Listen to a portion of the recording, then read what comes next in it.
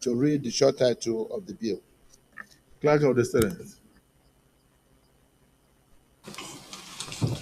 Mr. President, distinguished senators, National Anthem Bill 2024, SB 461, first reading.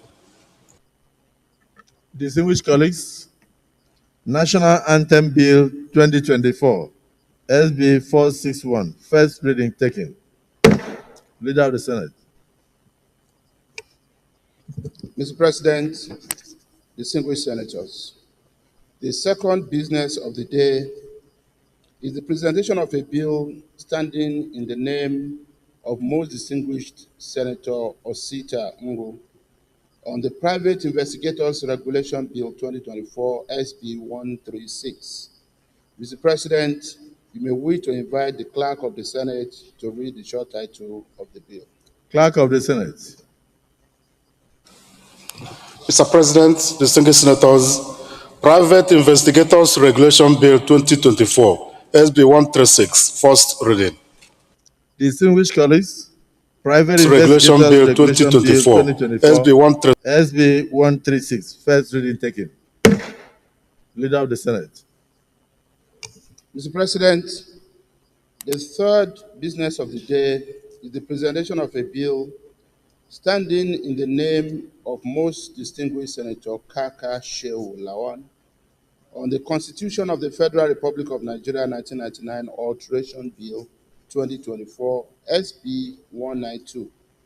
Mr. President, you may wish to invite the Clerk of the Senate to read the short title of the bill. Clerk of the Senate. Mr. President, distinguished senators, Constitution of the Federal Republic of Nigeria 1999 Alteration Bill 2024, SB 192, first reading. Distinguished colleagues, Constitution of the Federal Republic of Nigeria 1999 Alteration Bill 2024, SB 192, first reading taken. Clerk of the Leader of the Senate.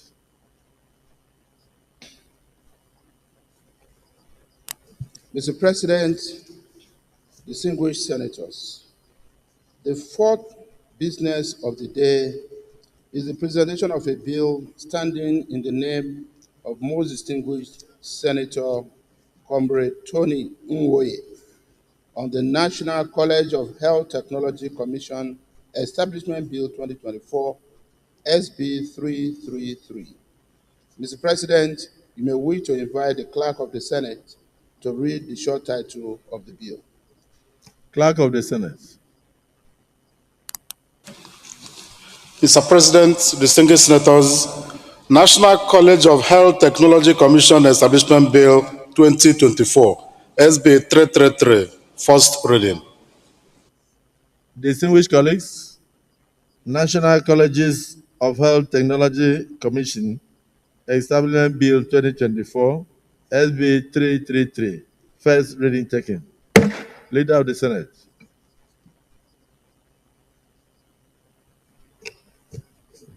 Mr. President, very distinguished senators, the first order of the day is the second reading of the National Anthem Bill 2024, SB 461. Mr. President, distinguished colleagues, I move that the Senate do suspend its Rule 78 sub 1 in order to read the bill for a second time. I so move, Mr. President. Minority Leader. Thank you, Mr. President, distinguished colleagues. I write to second the motion moved by the Senate leader that we suspend our Rule 70 of Section 1 to allow us to take this matter. Thank you, Mr. President. Please, colleagues, those who are in support of the motion as moved say aye, and those against say nay. The ayes have it. Leader of the Senate. Thank you, Mr. President, and our distinguished colleagues. It is with great sense of responsibility and patriotism that I rise to lead the debate on the general principles of the bill for an act to provide for the national anthem of Nigeria and for related matters. You are all aware that Nigeria, at its independence in 1960, adopted the national anthem titled Nigeria, We Hail Thee. The concept, phraseology, and the ideological connotation of this anthem conveyed and epitomized the significant historic heritage of our dear country, Nigeria. The bill was read for the first time earlier today, being Thursday, the 23rd day of May 2024. The anthem, upon rendition, inspired and stimulated deep sense of patriotism in Nigerians. You will also agree with me that those who were around in the 1960s and the late 70s would attest to the fact that the anthem played quite a significant and crucial role in shaping Nigeria's national identity and unity, as well as engendered high sense of value and personal belonging amongst the citizenry. It was symbolic of Nigeria's rich cultural heritage and nationhood. In retrospect, the anthem served as regular and constant reminder of our journey as a nation and provoked feelings of nostalgia and fond memories of the country's early years.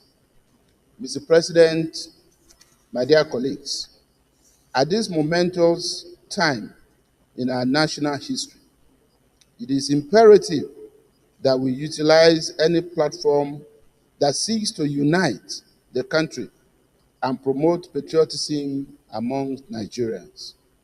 Accordingly, the old national anthem, as a symbol of national pride, has provided insights for patriotic reflections on our aspirations, values, and hope for a united and prosperous Nigeria.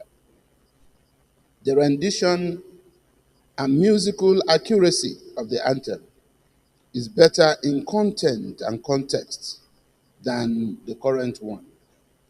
On this note, Mr. President and distinguished colleagues, permit me to reproduce the anthem to serve as a reminder and reflection. Nigeria, we hail thee, our own dear native land. Though tribe and tongue may differ, in brotherhood we stand. Nigerians all, and proud to serve our sovereign motherland. Our flag shall be a symbol that truth and justice reign, in peace or battle honored. And this we count as gain, to hand on to our children a banner without stain. O God of creation, grant this our one request. Help us to build a nation where no man is oppressed. And so, with peace and plenty, Nigeria may be blessed. Mr. President, my respected colleagues, this bill seeks to make provision for Nigeria to revert to its old national anthem that will promote better symbol for unity, peace, and prosperity compared to the current one. The new anthem, Nigeria, the new anthem, if passed, Nigeria we hail thee, will yet again inspire in us the zeal to build a fully integrated and indivisible nation where all citizens will live in unity and harmony. Finally, I implore you all, my distinguished colleagues, to support the expeditious passage of this bill, as it is in line with the renewed reorientation of our collective values, and national conscientization efforts of the current administration. And this appeal to all of you to support this bill is, by extension, also being made to the Nigerian public, who I believe will participate fully in the public hearing that will be conducted by the Senate on this bill in taking a final decision. Mr. President and distinguished colleagues, I thank you for your time and attention.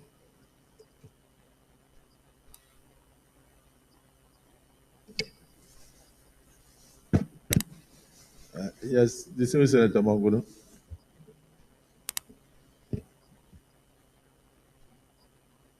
Okay. Distinguished President of the Senate, Senator Godswill Obot Akfabio, distinguished senators, my name is Mohamed Tahir Monguno. I represent Borno North Senatorial District. The bill sponsored by the leader of the Senate is apt and germane today, especially against the backdrop of the fact that the national anthem that is currently in use is a product of a military junta, which is not a product of consensus ad idem of Nigerians, and therefore does not reflect the wishes and aspirations of Nigerians, because it was decreed by a military junta. Now that the Senate, as representative of the people, the bastion of democratic values and norms, is responsible and responsive to the yearnings of Nigerians.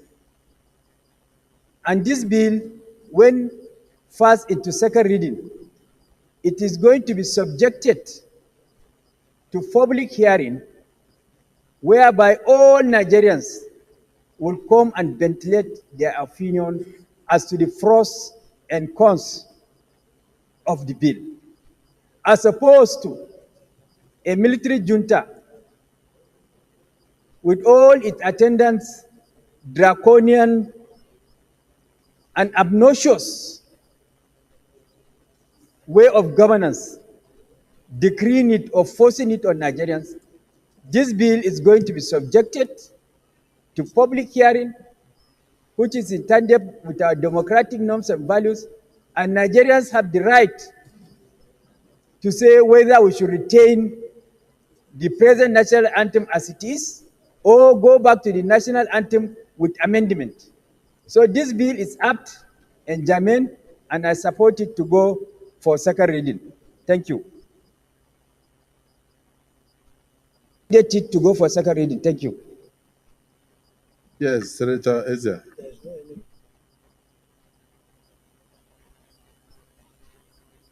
Thank you, Mr. Chairman. The President of the Senate, and my dear distinguished colleagues. My name is Okechukwu Ezia. I represent the people of Enugu North Senatorial District.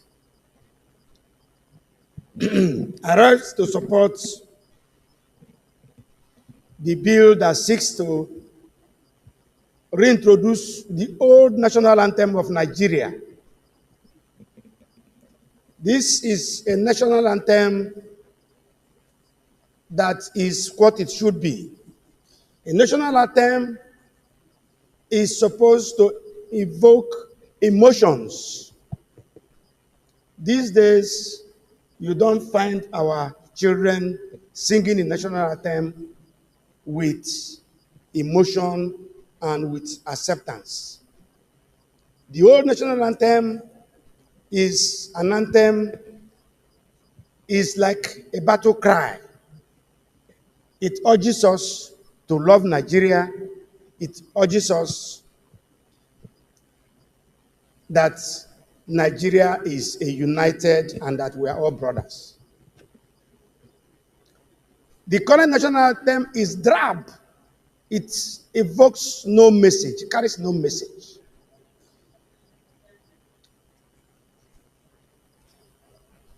I therefore urge my colleagues to support this bill to ensure that we get back to where we started. Thank you, Mr. President. Thank you. Distinguished Senator Johanna Amos.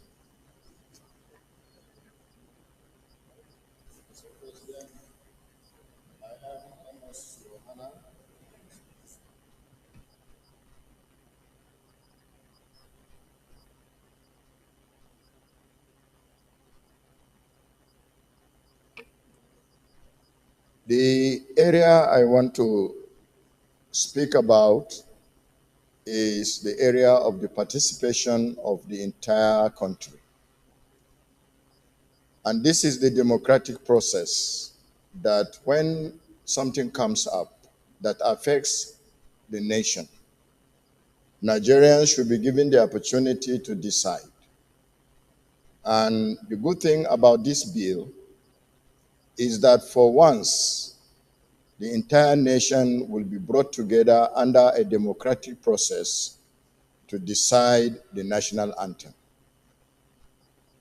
And because of that one very important principle, I support this bill to be read the second time so that Nigerians across board, the entire strata of the society, should be invited and be involved in deciding what becomes the national anthem, which at the moment we are considering a revert to the old one. And so because of this principle, that Nigerians will be involved from all walks of life and the entire strata of the Nigerian society, I support that this bill be read the second time so that Nigerians will be given the opportunity to say what they want. Thank you, Mr. President. Distinguished Senator Udende. Yeah. Thank you, Mr. President. My name is Emmanuel Memga Udende. I represent the very good people of Benue Northeast.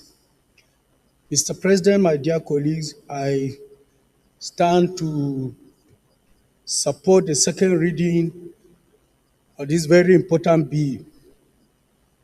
A closer look at the anthem reveals the following. It shows our history, it reveals our diversity, it urges us to serve in honesty and in truth. It ends with a prayer for God to bless us. As a child, at the time this this anthem was changed, 1978, I was in my final year in the secondary school. And the only reason was that the first anthem was given to us by the colonial masters. I think that should not be a good reason to change anthem. And I urge my colleagues to support the second reading of this bill. It is also going to public hearing. I think it's a good bill, and I urge that all of us should support it. Thank you. Distinguished Senator Jimo Ibrahim, PhD, Welfare. Thank you, Mr. Senate President, your common Senate President of Federal Republic of Nigeria. My very distinguished colleagues, I will make specific contribution to this bill ably brought by our Senate leader, and we must thank him for taking in this direction. As a matter of fact, the national anthem says, "Arise, O compatriots." Who are the compatriots? That word, compatriots, is elusive. Mr. Senate President, I take indulgence of your leave to cite Lord Denny in the case of Seaford Estate against Asher. Our laws are not instruments of mathematical prescription. If it were to be so, our literature in English would have been poorer. Words are elusive. They serve no purpose. So if you say, arise, O compatriots, what about the non-compatriots? Are they not part of Nigeria? But if you look at the old item, it says, Nigeria will hail thee.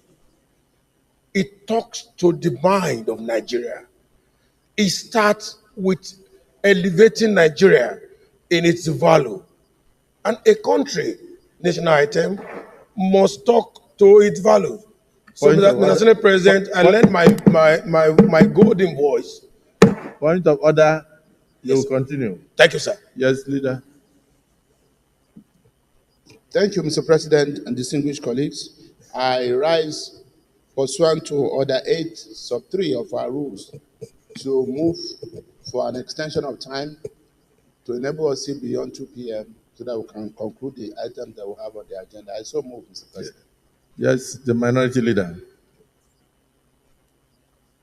Thank you, Mr. President, distinguished colleagues. I rise to second the motion by said leader that we amend our rule to sit beyond 2 p.m. to enable us complete important items on the other paper. I so second. Thank you. Distinguished colleagues, the motion has been moved and seconded that we do extend our time to sit beyond 2 p.m. Those in support of the motion say aye. Those against say nay. The ayes have it. Yes, distinguished Senator Jimo Ibrahim, continue. Thank you, Mr. Senate President. The point I'm making is about value creation. Nigeria already, we have converging complexities around many issues. The old national item talked about brotherliness. And this is very important. If I do know you are my brother, you know I will take care of you. I'll be there for you in difficult times. I will hold haste for you. And I will ensure that we live in peace and harmony. And to summarize this, the new one is saying, arise, O compatriots. What about non-compatriots? Can't we convert them to become compatriots? And that's why I said this language is elusive. And it's not good for any reason. The Nigeria will hail thee. Talk to the mind of Nigeria. Talk to our taxonomy, that we are hailing this country, that this country belongs to us, that we hold this country in faith and in hailness to agree in agreement. That 3-4 languages, words, they mean a lot.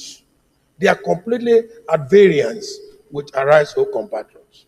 So I take offense, and that's why I cited Lord Denny, that our language is not an instrument of mathematical prescription where 1 + 1 is 2.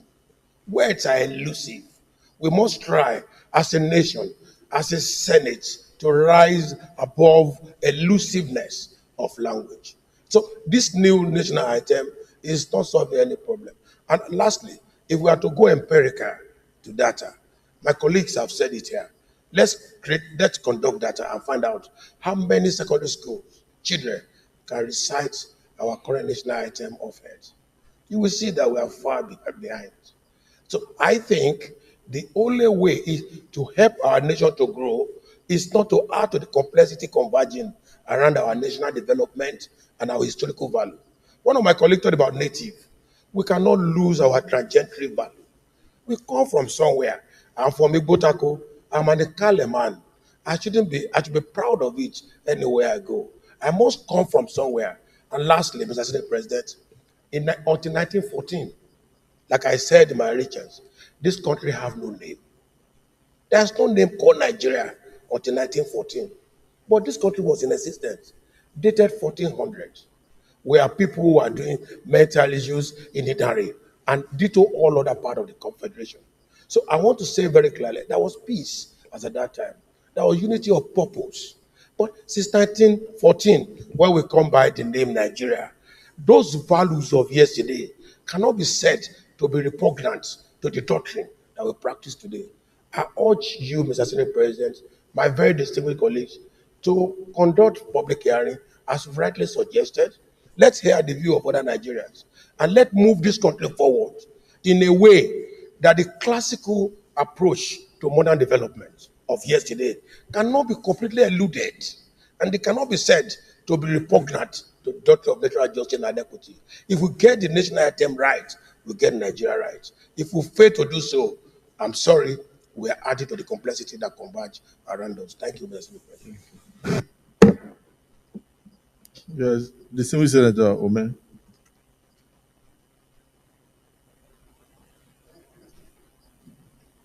Thank you, Mr. President, distinguished colleagues. I rise to support that this bill be read for a second time, and I align myself very strongly with the lead debate presented by the Senate leader.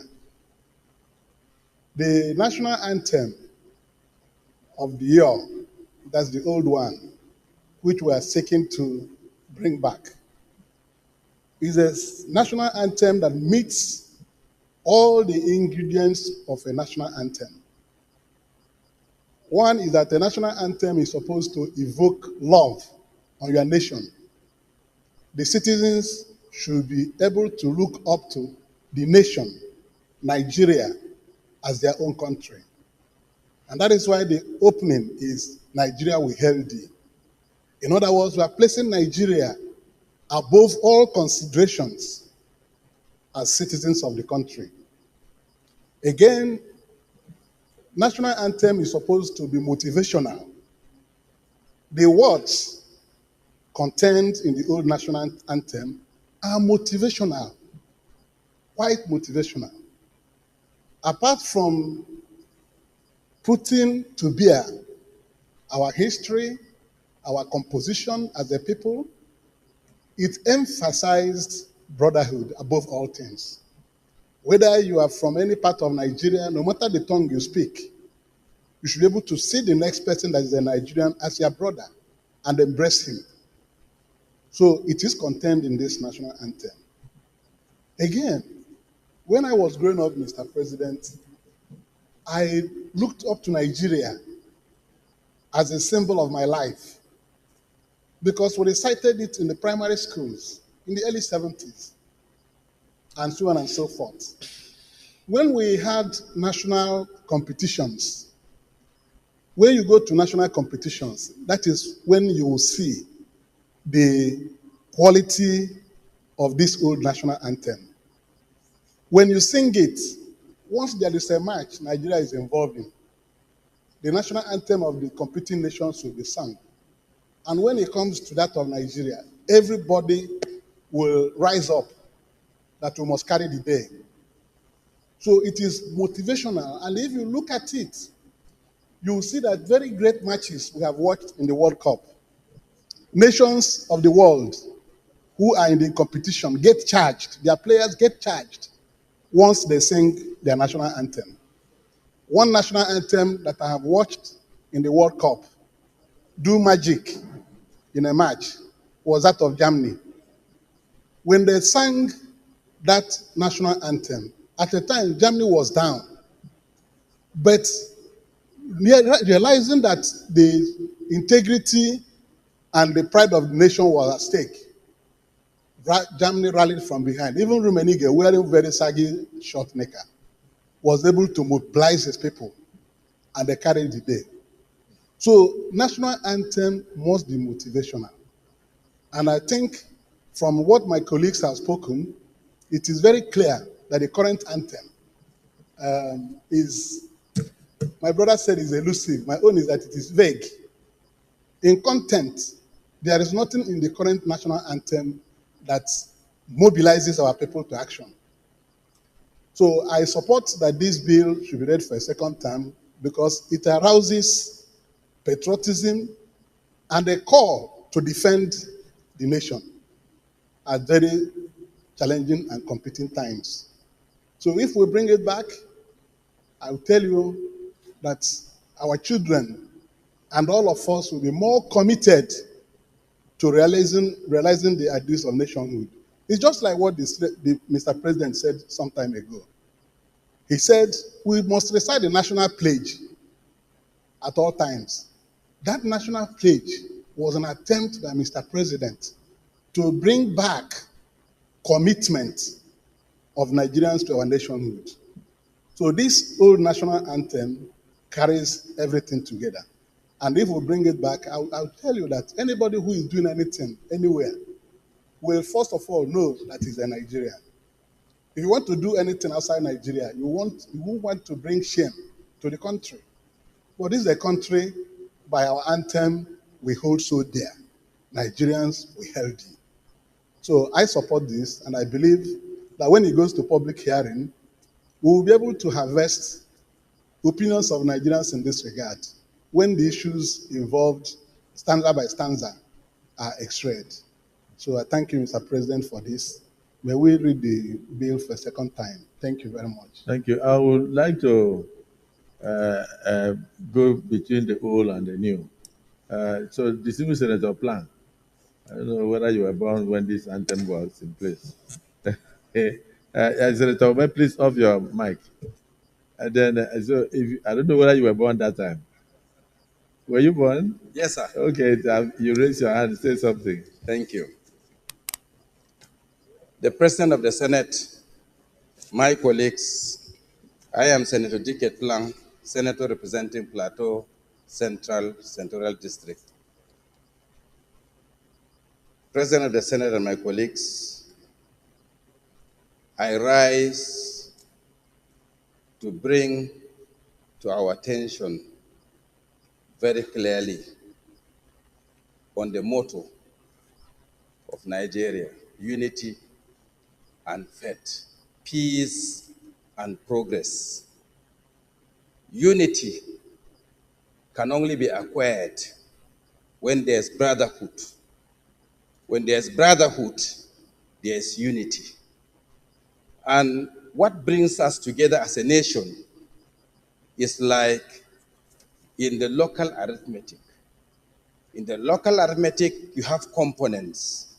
You have improper fractions.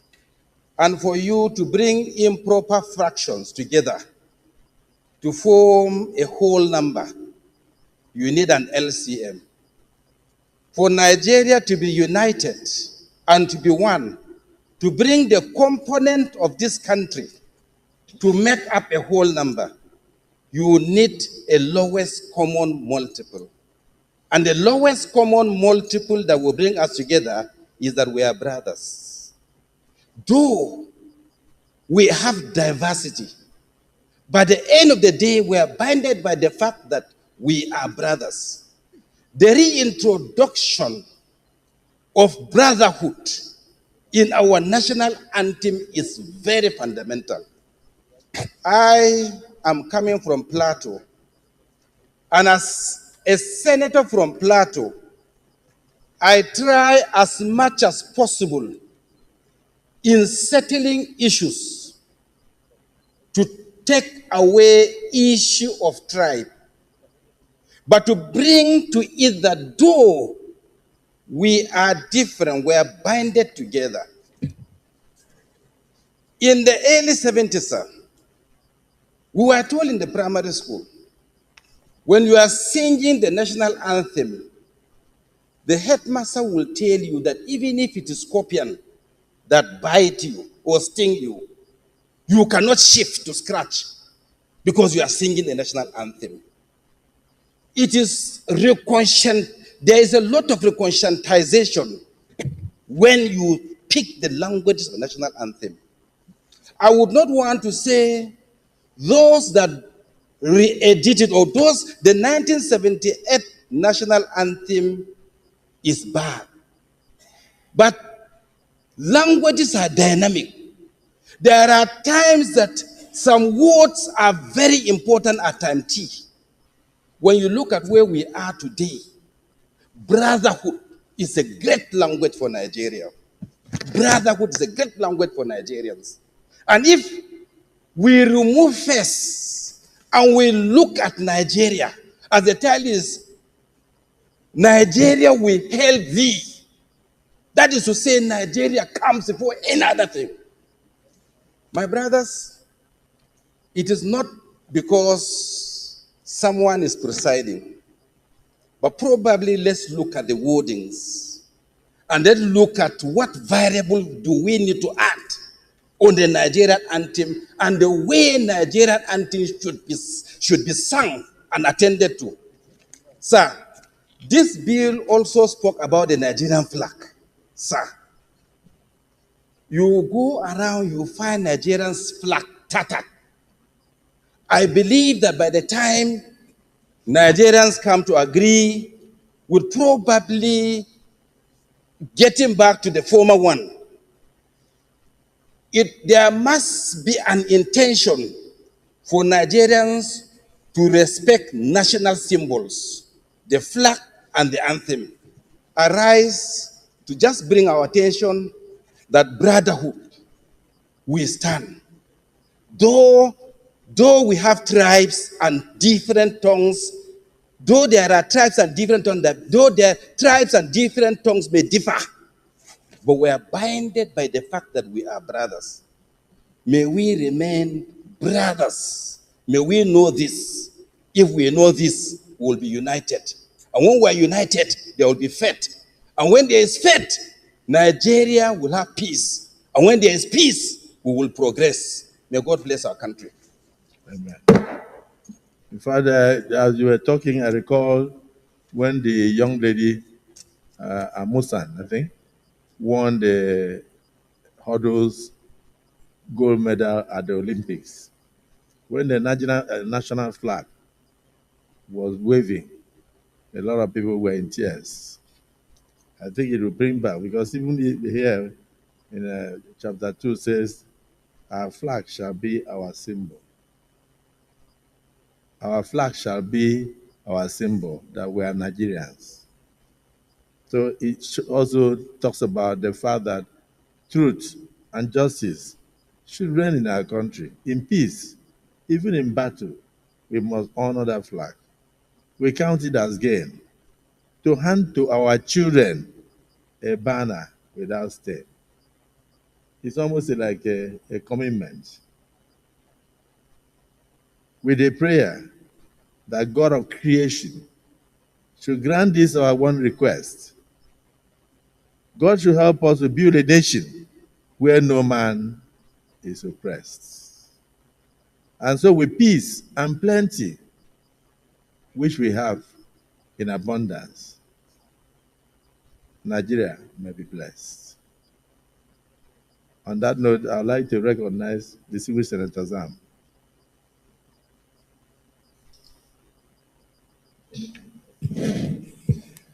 Your Excellency, the uncommon President of the Senate of the Federal Republic of Nigeria, my dear colleagues, I am Senator Dr. Titus Zam, and I represent the people of Benue Northwest Senatorial District.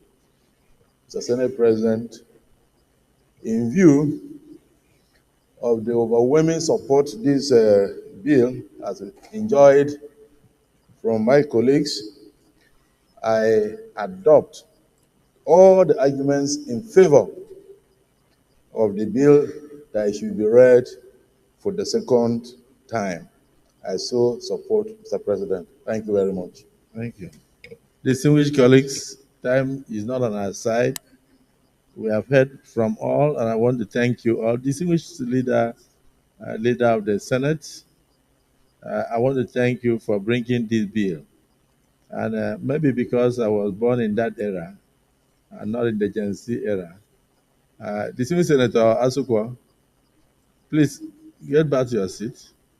And then I want to hear your voice from the younger generation. You were not around when this anthem came, but having read through this, the wordings of this anthem at independence, compared to what we are having today, what is your opinion?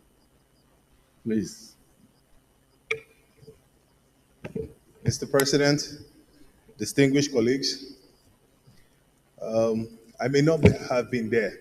Let me start by introducing myself. My name is Asukwa Ekwenyo, Senator representing Cross River South. While I may not have been there when this anthem was changed, I'm a student of history, and I know that it was done during the military era. I'm not sure how much consultation was done during the process, but I think this is an opportunity for us to have a wider and broader consultation with the general public and the people who we represent. If this is indeed what they require at this time, and if the wordings of the previous anthem resonates more with their beliefs, their emotions, and their understanding of Nigeria today.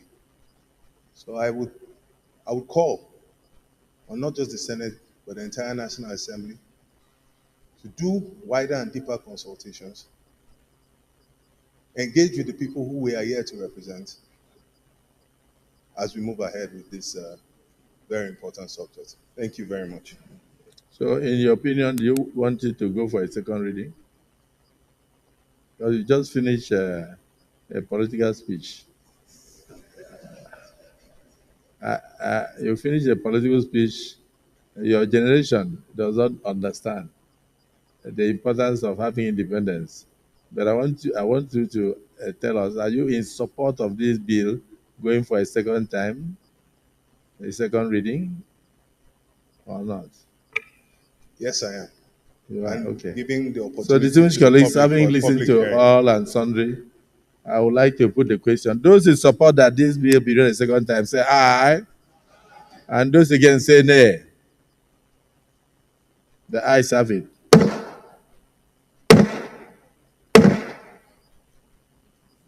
Clerk of the Senate. Mr. President, distinguished senators, a bill for an act to provide for the national anthem of Nigeria and for matters related thereto 2024, SB 461, second reading.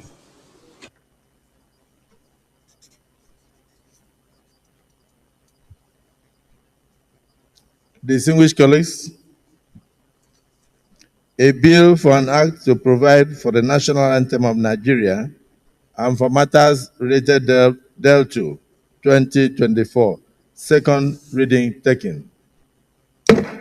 This bill is now committed to the Committee on Judiciary, Human Rights and Legal Matters, in addition to the Committee on Federal Character and Intergovernmental Affairs, to report back to the Senate as soon as possible. Leader of the Senate. Well, I thank you, Mr. President and distinguished colleagues. The second order of the day is a motion standing in the name of most distinguished Senator Agadaga Benson Sunday on the urgent need for transformation of the abandoned Shell airstrip at Oloibiri Oil Well 1, Otuogidi in Ogbea local government area of Bayelsa State to an Air Force base.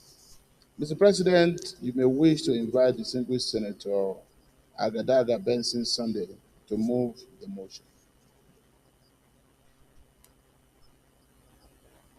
Distinguished Senator Agadaga.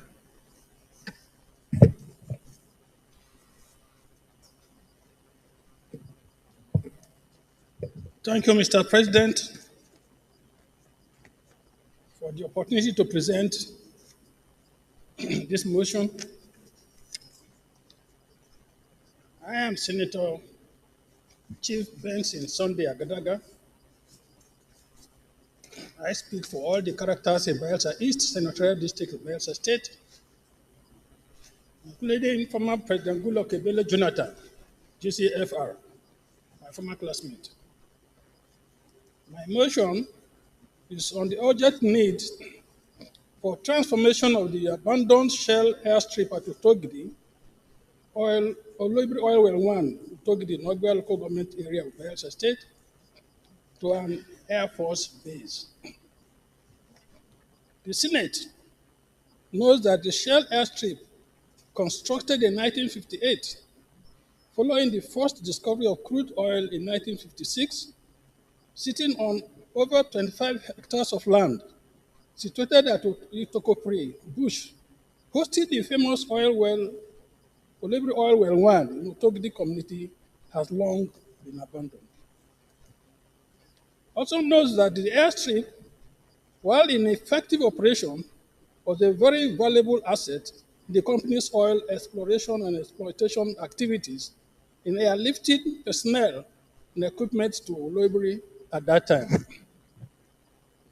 Observe that during the years of its functionality, heavy-duty equipment, company workers, captains of industry, top government functionaries, and diplomats resorted to this route for easy access to the Niger Delta region. Regrets that since the gradual decline of Shell's operations in the area and final departure from Olebri oil field, the airstrip and the land where it operated have been abandoned and left desolate. The land itself appears to be sentenced to perpetual condemnation and doom, as no agricultural activity, which is the economic mainstay of the local dwellers, can be carried out anymore due to the concretized topography of the soil.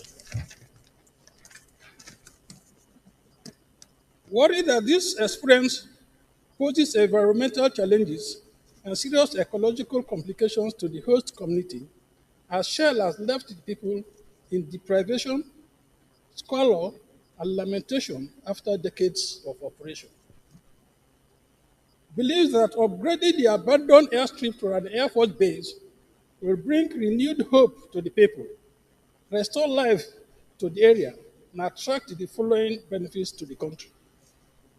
One, strengthen the security and architecture of Nigeria as the creeks of Bayelsa up to Brass Island and the coast of the Atlantic Ocean in the Gulf of Guinea, where the oil export terminal is located, will be easily monitored and protected. Two, reduce the rate of oil theft and pipeline vandalism as it will enhance surveillance activities in the numerous oil producing and impacted communities of the area, which constitute the hub of oil industry activities in Nigeria. Three, attract more business opportunities in the area, thereby creating additional jobs to boost the economic growth of our nation and ease the cost of living of the people. Recognize the fact that for the abandoned airstrip to be transformed into an Air Force base of global standard, provisions of the underlisted prerequisite amenities and equipment is imperative. One, a runway measuring 2,500 meters by 45 meters. Two, a PCN or load classification number LCN 100. Three, a control tower with console. Four, a fire station and equipment. Five, a meteorological service system. Six, a parking space and office buildings. Senate accordingly resolves to, one, urge the Ministry of Aviation, the Nigerian Air Force, to take over and convert the deserted and uncultivatable wasteland of the abandoned Shell airstrip at Olebri Oil Well 1, Kotogdi, to a modern Air Force base in Bayelsa State. I so move. Thank you, Mr. President. Distinguished Senator Biaka.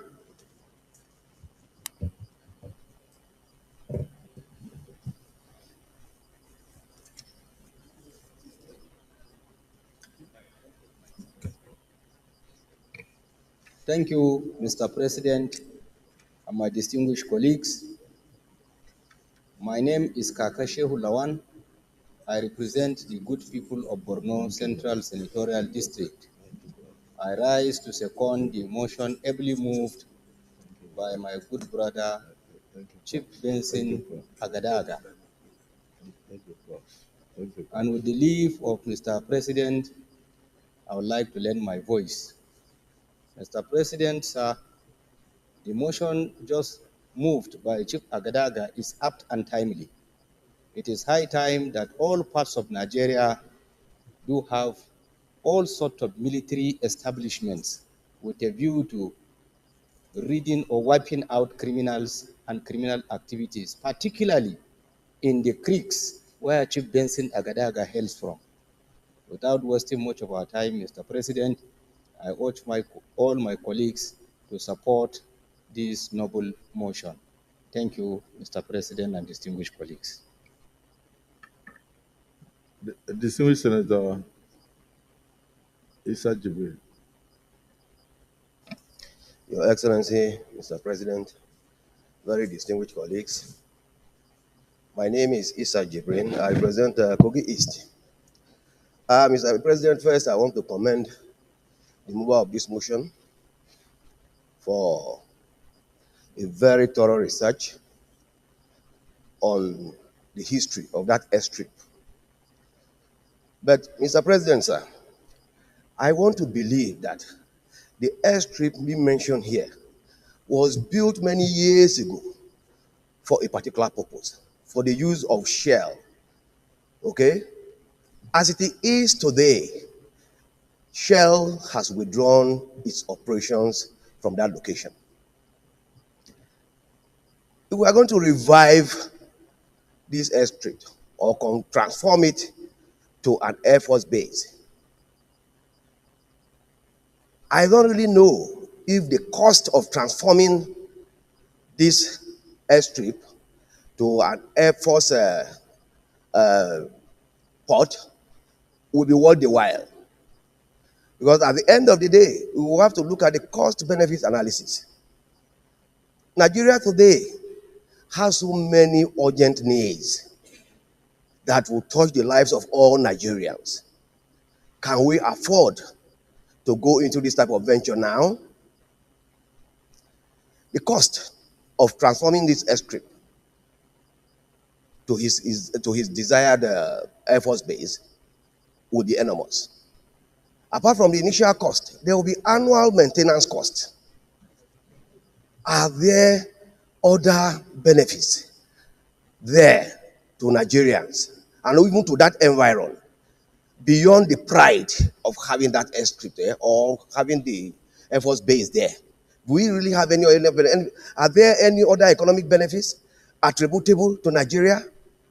So, Mr. President, while I support this motion, I think it is not a motion that should deserve the urgent attention of the federal government. We may confine it to a long-term plan of the federal government because there are so many issues today in Nigeria that demand all forms of funding from the federal government. I so submit.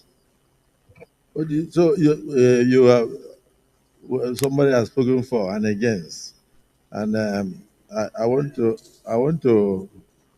Were you against? President, I'm not entirely engaged, but the caption here is urgent need. And what I'm saying is that there is no urgency here as it is now. Because whatever you want to do here will entail funding from the federal government. And I'm saying that there are more urgent needs for the government to fund now as it is now. So we may have to confine this to a long-term plan of the federal government, not immediate or not immediate need of the federal government. Okay, let me. I try to look at those who have not spoken today. So, distinguished Senator Otumba Benga Daniel. Thank you very much, our Senate President. I'm Otumba Benga Daniel, representing Ogun East District Districts. Mr. President, distinguished colleagues, I don't really see that there is need to debate much on this very important submission by our colleague. An airstrip has various functions, and when it is in the hands of SDPC Shell, the entire security apparatus know that the airstrip is in their hand, and they are therefore responsible. Apart from the daily routine of work they do with the airstrip, they are responsible for the security implications of what will happen in that airstrip. Now that the place is abandoned, it is my submission that it is indeed a security risk to leave it unattended. For whatever it's worth, since it is an airstrip that is existing, I'm not envisaging that there's a lot of money that requires to be spent to go and take it over. I think the minimum that should happen is that the Nigerian Air Force, even if it's for reasons of security, should go and take over the airstrip nearly immediately. You'll agree with me that a lot of pilferages is going on across the country today. Illegal miners who bring all sorts of aircraft to the country and take whatever they want to take without being challenged. You can therefore imagine the opportunity cost that we'll be losing if we leave the airstrip the way it is unattended. It is therefore my submission to support and ask my colleagues to support this bill. Thank you, Mr. President. Yes, distinguished Senator Oshumone. Thank you, Mr. President. I have listened to the wordings of this motion, and the only confusion that or controversy that was about to emerge was from the contribution from my very, very close in-law, even though we have issues about servicing.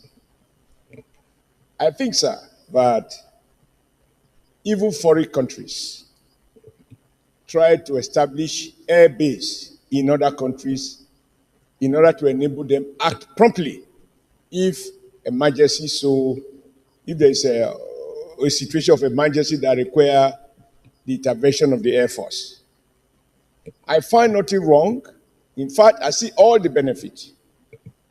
Considering that in that part of the country, there is no air base in the South-South.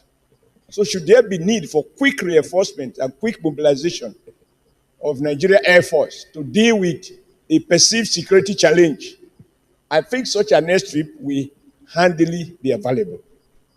My brother's suggestion that federal government has so much in his hand and therefore they should not put it as urgent, with due respect to him, is neither here or there. We all understand, it goes without saying, that any motion we have passed here that will involve financial exposure will be done only to the extent that the planning authorities can reconcile the funds required for it vis-a-vis doing cost-benefit analysis. I think that in terms of geopolitical servicing of the responsibility of Nigeria Air Force to secure the territorial integrity of Nigeria, I found a lot of merit in his submission. I do not think it's about cost, it's about security. And as we now know, security is virtually everything. If you think it is too much to secure the country, try the cost of its security. And the Air Force that I know, we have a base in Kaduna, we have a base in Lagos, we probably have a base in Makurdi. I think it is right and fitting and equitable. And in terms of logistics, it is appropriate to have an Air Force base in that part of the South-South. It has merit, and I urge my colleagues to support it, knowing that it is not a decree that must be invoked today. The appropriate Air Force authorities will plan it, and they will know how to face the development. Rome was not built in a day, but the idea to build Rome started on a particular day. Thank you, sir. Thank you. Distinguished Senator Garba. Thank you, Mr. President. My distinguished colleagues, my name is Garba Musa Maidoki, representing the good people of Kebbi South Senatorial District. Mr. President, I work in Niger Delta all my life, so I'm in full support of reviving this airstrip. But I need to correct an impression first that there is no Air Force base in South-South. That is not true. There is an Air Force base in Port Harcourt Township. But the critical nature of this airstrip is that, just like distinguished Senator Benga Daniel said, that miscreants are misusing that place for illegality against this country. As far as I know today, there is no complete radar coverage the whole of Nigeria. Aircraft do come in, use remote locations, do illegal things, and leave this country without a trace. Niger Delta is a golden goose that laid the golden egg for Nigerian foreign exchange. Everybody knows the problem of oil theft and pipeline vandalism. That airport if it is strengthened, will actually pay for itself, because the wastages and the stealing of crude oil that goes in by crooks will actually be checked and response can be done immediately. So this cost will, if they curtail the thefts of crude oil and pipeline vandalism, the cost was less than 1% of what we are losing. This airport is critical, is security, and it will secure our lives and livelihood in Niger Delta.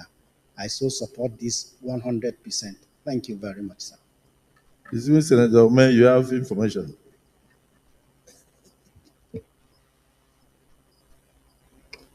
Thank you, Mr. President. I know the convention here that one may not be able to speak twice during plenary, but sometimes very important things come up and one is persuaded by conscience to contribute. Thank you for this opportunity. Mr. President, looking at this motion brought by Benson Agadaga, you will see the historical perspective. Oil was discovered in Oloibiri in 1956.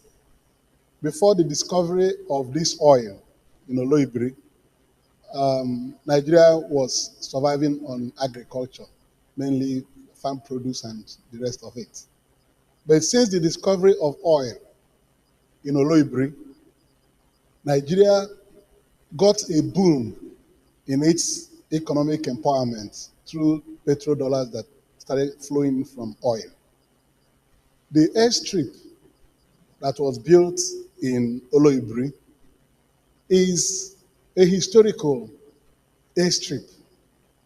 That oil well one in Oloibiri is already a historical site. It's a historical monument that Nigerians will ever want to preserve. It's even a tourist, it's supposed to be a tourist center where Nigerians will go and people who come will go to see that place where oil was first discovered in Nigeria. The airstrip being canvassed for, I do not think it's just because of security. It is because of the strategic importance of that location in Nigeria's economic advancement and progress. It is therefore very important that that place should be constructed and brought back to function as an airstrip. People will go to Oloibiri. Myself would like to go to Oloibiri someday. Am I going to go to Oloibiri by canoe or whatever, flying boats? The airstrip will make it very convenient for people to get there. It brings another aspect of our neglect to areas that are very important in our national life. The Niger Delta region, from where we have this money, which we have built all the international airports in Nigeria, including any part of Nigeria have airport, is money from that place. What will be the cost of that airstrip? It will be insignificant compared to its contribution to national development and growth. So I will say that even though the airstrip will serve other purposes, it is important that that area from where this oil was first discovered should be made a national center where people will go and see what it is. And development should come around that place. There was a day I saw the Oloibiri oil well, one, surrounded by bush. It's not, nobody clears it anymore. I saw it on social media and I wept. I said, how can this place, this spot that opened the gate to Nigeria be so neglected? The white man will preserve that spot, clear it, and make it very attractive for somebody to come and see. So I think that it should be accorded the importance and not trivialized. What Agadaga Benson has said is in accord with equity and fairness. We should be able to put money there and build that airstrip. I know there are competing needs in Nigeria, but that one is a very small need for government of Nigeria to finance. So on this note, I want to rise to support that that airstrip needs to be built, not just a small airstrip, it should be built very strongly and equipped very well. Thank you very much. Distinguished Senator Orji Uzor Kalu.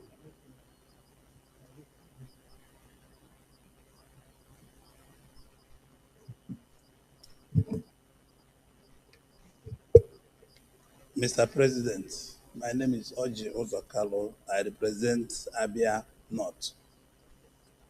In supporting the motion raised by Senator Agadaga, it's not only our Air Force can use that airport. That airport should sincerely be used by Nigerian Navy and by Nigerian people.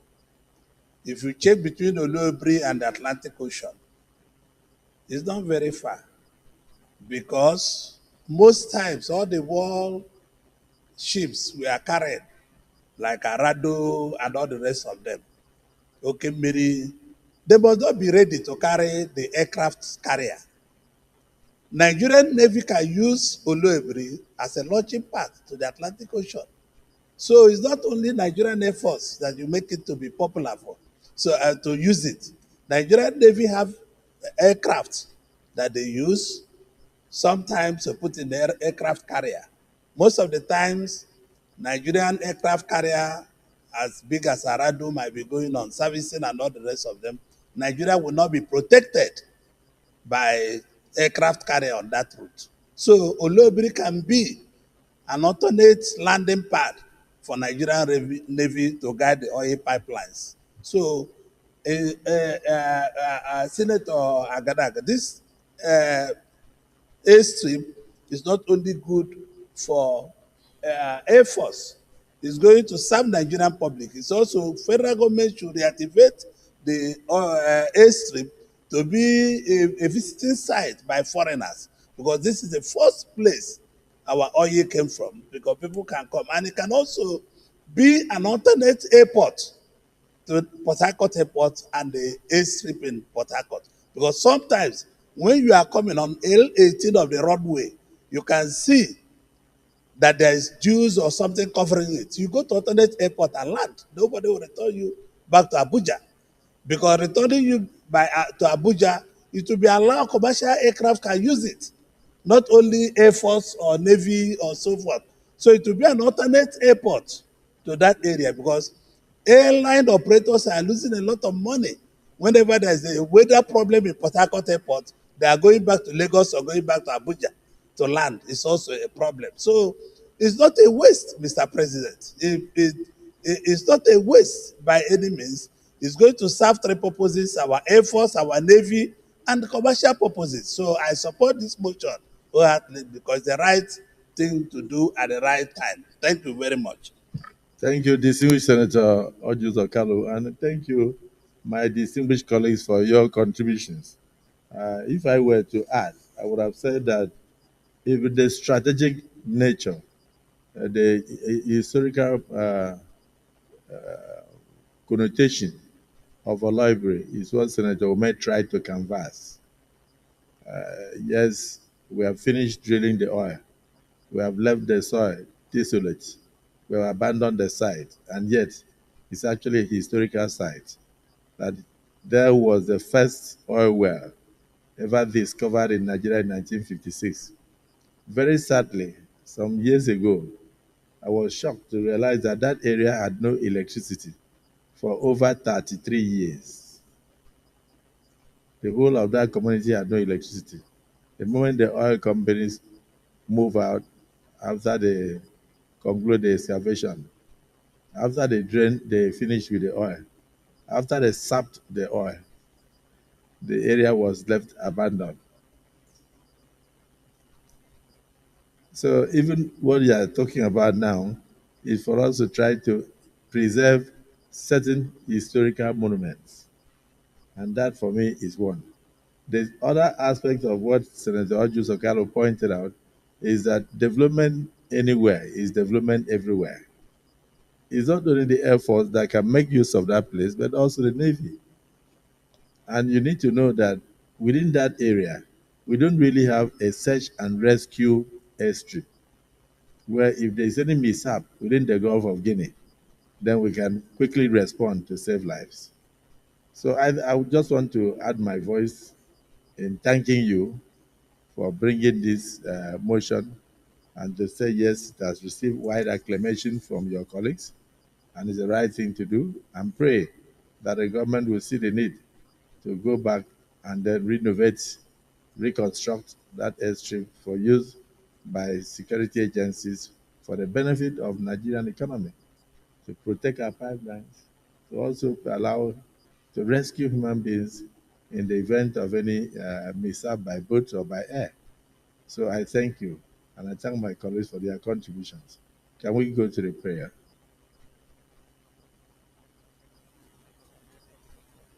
Accordingly resolved to urge the Ministry of Aviation and the Nigerian Air Force to take over and convert the deserted and uncultivable wasteland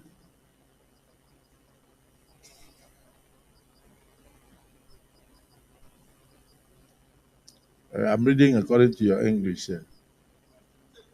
No, it's your English that I'm reading. What is here? Yeah, no.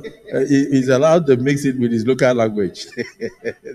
so, so, so it's the deserted wasteland of the abandoned Shell airstrip at Aloibri, Oil Well 1, Otuogidi to a modern Air Force base in Bayelsa State. To a modern airstrip in Bayelsa State. Those in support of the single prayer say aye. Those against say nay. The ayes have it. So thank you very much for bringing this to the fore. Additional prayer, Senator Garba. Thank you very much, the Senate President. As you rightly said, that Shell had extracted so much from that environment, and the history of crude oil exploration in Nigeria started there. I urge that additional prayer that the oil companies operating in Nigeria should contribute towards the restoration of this airstrip as a historical monument for oil exploration, that the Niger Delta Development Commission, that NMPC, through the joint venture NAPIMS, should all bring in resources to reactivate this oil field. Thank you very much, sir. Any seconder? Yeah, distinguished Senator Sadio Mustafa, I would have recognized you, but on your own volition, you have changed camp. Yes. So it's comfortable here.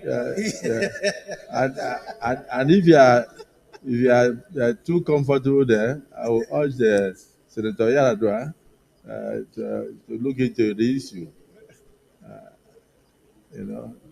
Are you going back to your seat? You are going back to your seat now. Okay, so you've lost your chance. Distinguished Senator Idiot. So are you depleting our numbers now? No, Senator Garba, off your mic.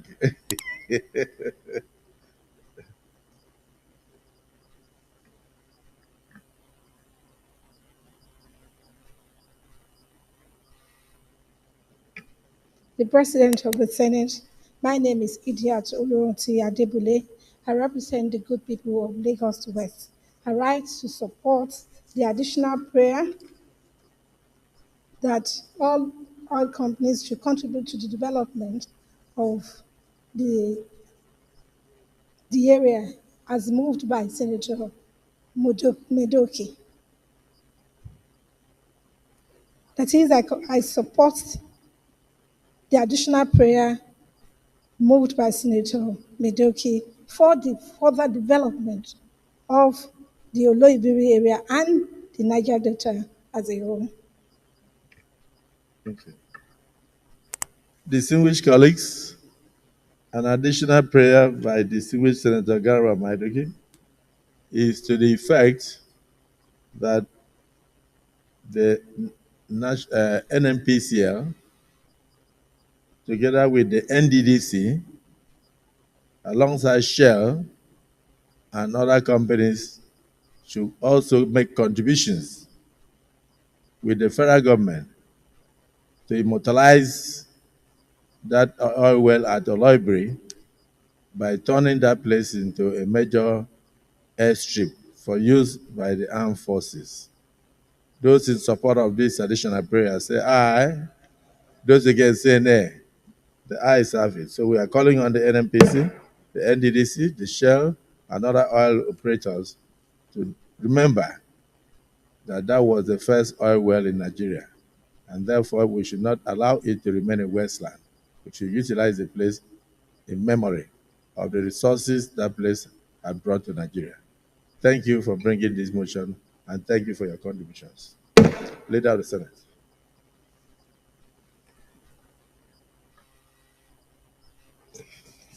Mr. President, very distinguished colleagues, the third and very last order of the day is a motion standing in the name of most distinguished Senator Jimoh Ibrahim on the 11,886 mega projects abandoned by the federal government. Mr. President, you may wish to invite distinguished Senator Jimoh Ibrahim to move the motion. Distinguished Senator Jimoh Ibrahim. Your Excellency, the President of the Senate, my very most distinguished colleagues of the Senate of the Federal Republic of Nigeria. My name is Jimoh Ibrahim Foloronsho. I represent the good people of Ondo South. I rise, distinguished colleagues, on the motion for urgent need to look into 11,886 abandoned federal government projects in Nigeria. The Senate note that in 2011, President Goodluck Jonathan set up a presidential committee on federal government abandoned projects in Nigeria.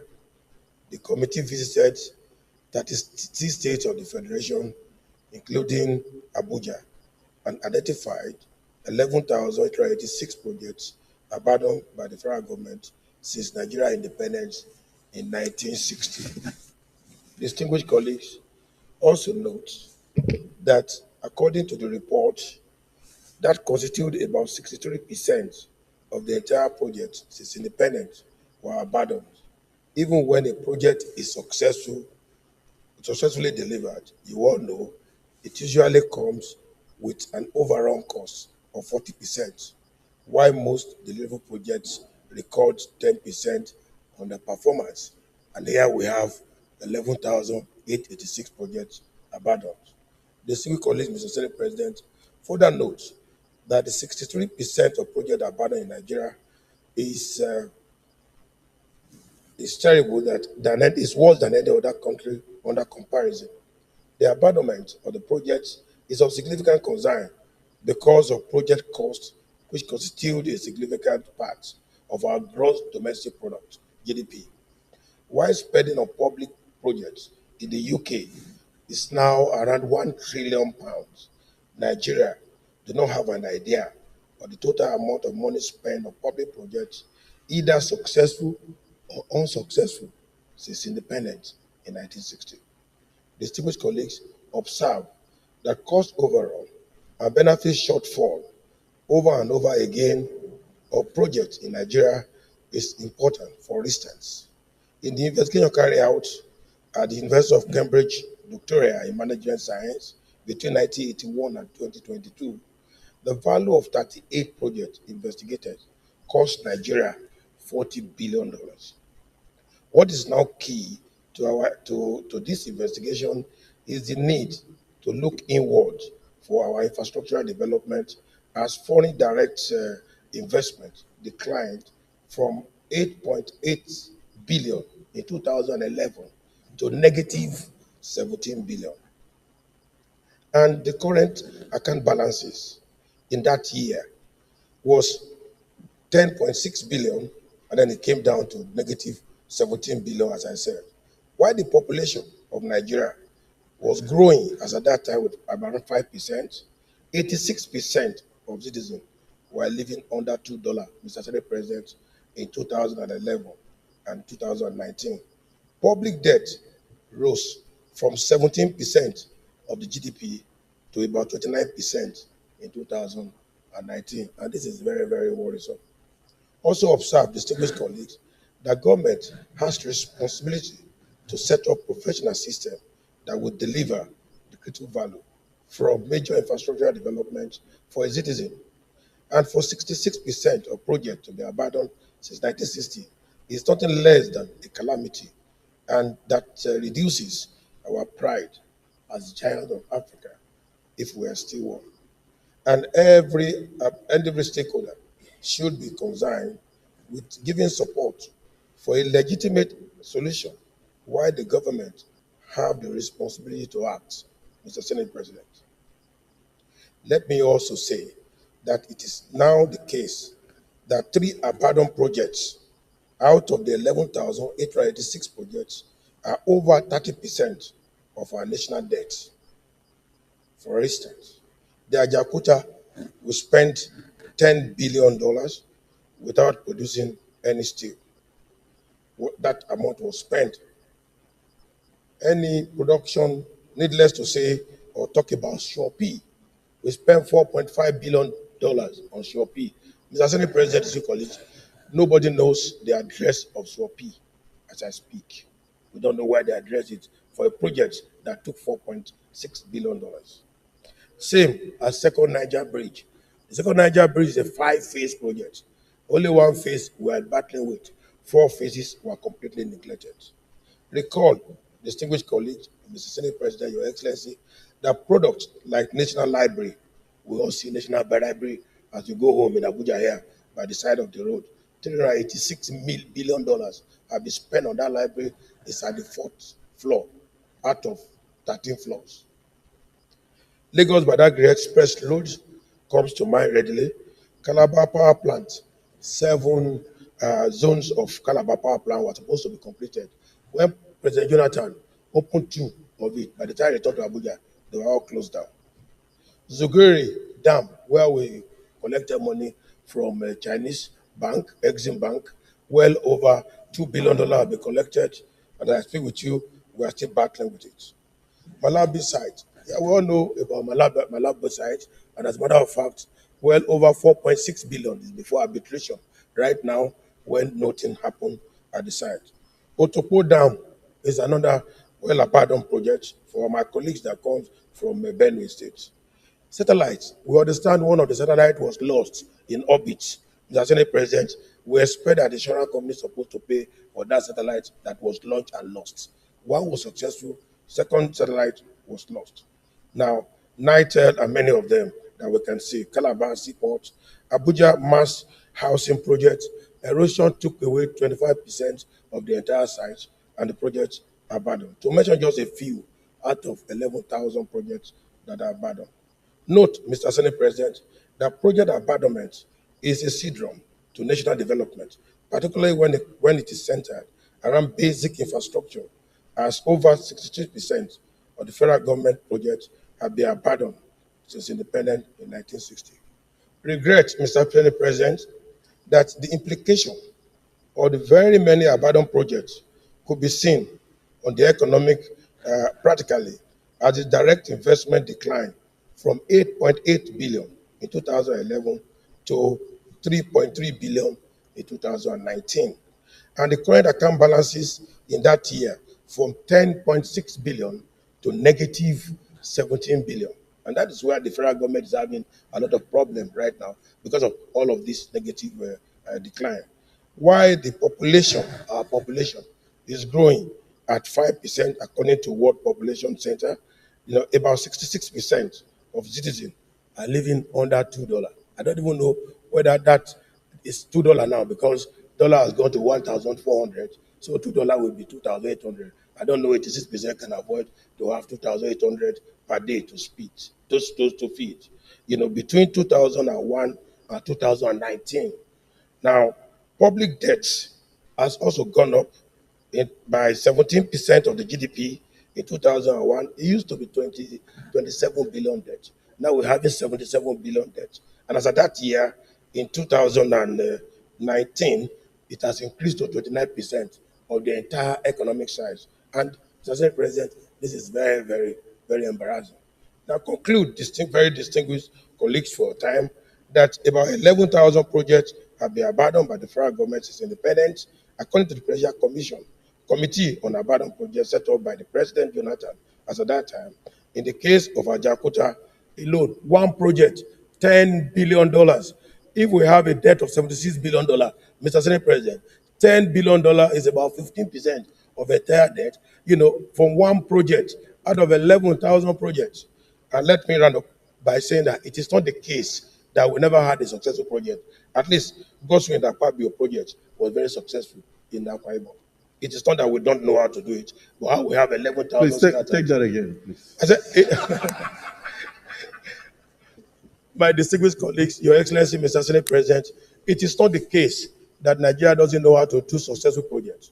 For example, the Godway Akpabio Stadium in Akwa Ibom is a successful project, deliver on time, on cost, and to benefits. But what we have in this 11,000 projects that are abandoned, Mr. Senate President, is cost overrun, benefit shortfall, and over and over again. This Senate have responsibility to look at this abandoned project and at least, get a conclusive document to give to the executive to implement. Because every day when the budget comes here again, we have project coming up. Accordingly, resolve, Mr. Senate President, one, set up ad hoc committee to investigate the number of important projects abandoned, across Nigeria and in all sectors of the economy. And as a matter of fact, the second prayer, Mr. Senate President, is recommend appropriate action to be taken to reduce project abandonment in Nigeria, and how most of those projects can be retrieved or recovered. For example, if we don't need a national library, then why don't you sell it and use it to build the other project that you abandoned? If our Jakarta is still costing $10 billion, now we still have to spend more money. When the green field costs $1.2 billion, what can we do with that site? Because as I speak with you, Mr. Senate President, and I'm happy that the former Senate President is here, the Ninth Senate allocated 5 billion naira for the payment of workers in Ajakuta. And what are they doing there? $10 billion have been spent on that project, and we have not produced any steel.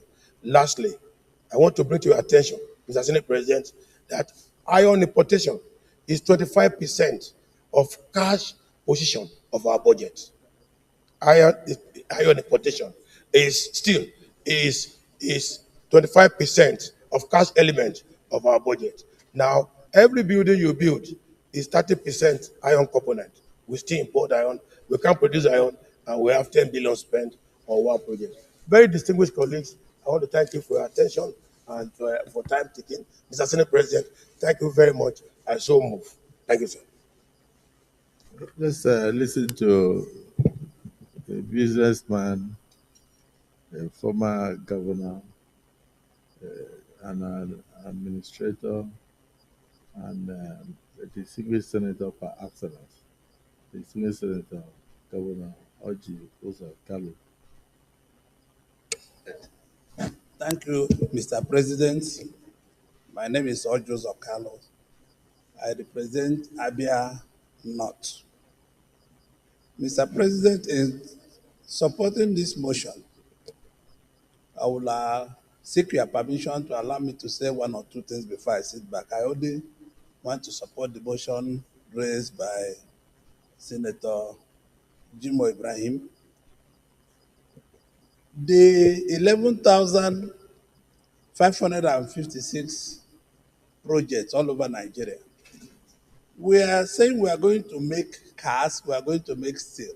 Like he said last, steel importation takes almost 25-27% of our foreign exchange, because steel are being imported through China and other surrounding countries, Vietnam and so forth, and Russia sometimes. If we don't go back to build Ajokuta, and even the aluminum settlement in Akwa Ibom, very close to my tank farm, in your village there, it cannot, there's no industrialization. We are not going to talk about industrializing Nigeria. We must have the steel fats.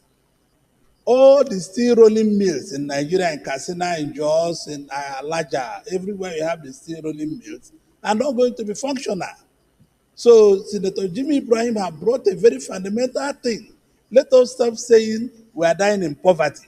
We are not dying in poverty because the country can be great if we face reality.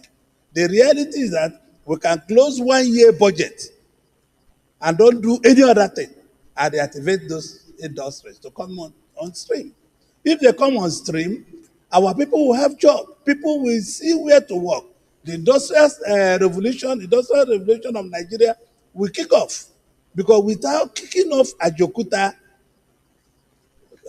steel rolling mill and other small rolling mill in Katsina and larger Jos and all the rest of them, we're not going to go very far because we are relying every time in importation. You go to China, people tell you China, China, China. Everybody's making China the warehouse of their place. Why don't we make Aba and Newi the warehouse? These boys are manufacturing everything, but they need steel.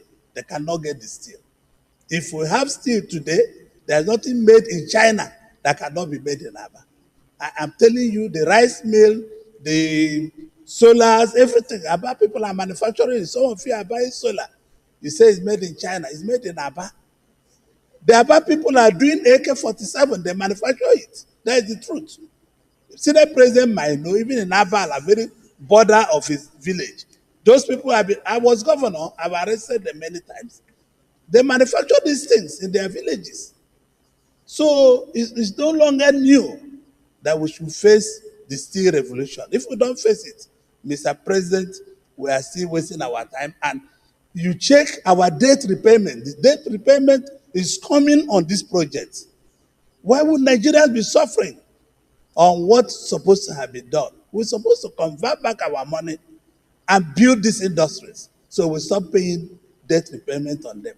Check the interest and every other thing we are doing. So I urge my colleagues to support every bit of item that Senator Ibrahim said this. And we should appeal generously to President Tinubu. Maybe 2026 budget, 2027 budget, we dedicate it to reactivate all these industries. It's our own. We cannot be waiting for people. If we don't do it, we will not move forward. Thank you, Mr. President, for this opportunity. Well, let me say, this is a very important motion. It's a product of very serious research in Cambridge University. And even when he was talking about 11,000 abandoned projects, I'm sure he did not avert his mind to the number of abandoned projects in NDDC. NDDC has almost 30,000 abandoned projects. So when you add, you may be hitting about 30 to 28,000 or so. And what Senator Joseph Okalo is saying is the belief of all Nigerians. Most of these projects came through debts, came through loans.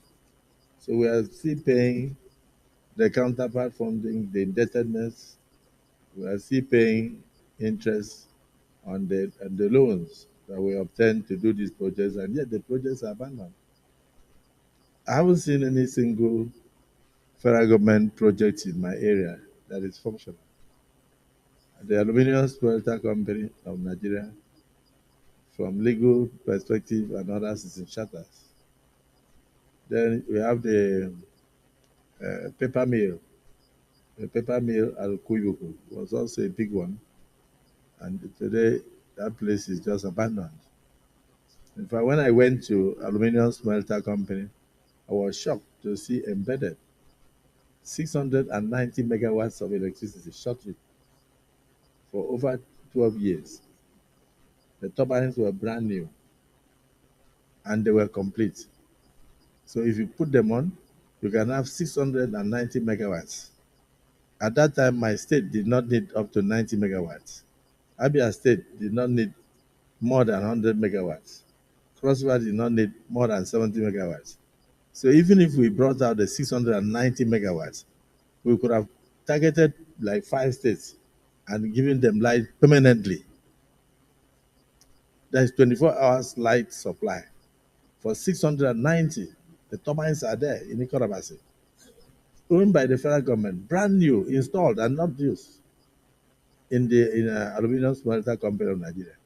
So sometimes we in the Senate and our colleagues in the in the House of Representatives, we are now in charge of the country. And this motion is a reflection of our concern for Nigeria to do things differently. This is a new regime because when you talk in the past, if you advise government too much, you become an opposition. So we are in charge now. And we are bringing this motion for us to take steps, to retrace our steps and do things differently. And it's the right moment. President Bola Ahmed Tinubu, as president of Nigeria, is less than 1 year old. He's also very concerned about the way Nigeria was going. We're slowly creeping to the precipice of disaster.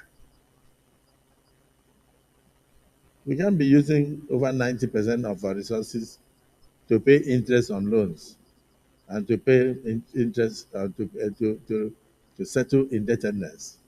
What will we have for developmental projects? What is the future of Nigeria? So when I looked at the book you gave me before you moved the motion, how mega projects are damaging Nigeria and how to fix it. This was written when you were doing your thesis. And I looked inside, I saw the Gods Akpabio International Stadium.